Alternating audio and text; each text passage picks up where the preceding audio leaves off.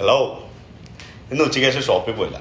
അപ്പോൾ വിചാരിച്ചു ഒരു ഓംലെറ്റ് ഉണ്ടാക്കി കഴിക്കാമെന്ന്. അങ്ങനെ ഓംലെറ്റ് ഉണ്ടാക്കാൻ വേണ്ടി കോഴിമുട്ട എടുത്തപ്പോഴാണ് ഇത് കണ്ടത്.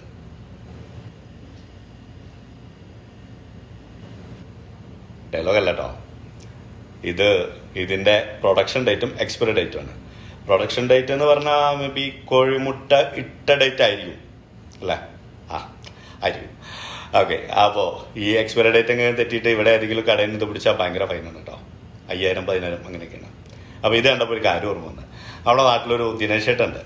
പുള്ളിയാണ് നാട്ടിലെ കോഴിമുട്ടയുടെ ഹോൾസെയിൽ ഡീലർ. പുള്ളിക്ക് ആഴ്ചയിൽ ഒരു ദിവസം തമിഴ്നാട്ടിൽ നിന്ന് ലോഡ് വരും. വലിയ ലൈലൻഡിലൊക്കെ കോഴിമുട്ട ലോഡ് വരാം.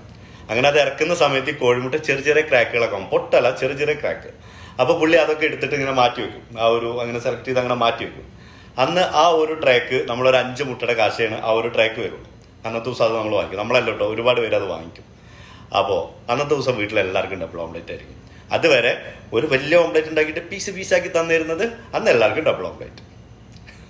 പെട്ടെന്നത് ഓർമ്മ വന്നിട്ടാ അപ്പോൾ പറഞ്ഞാണേ. അപ്പോൾ ഈ വീഡിയോ നമ്മുടെ ദിനേശ് ചേട്ടൻ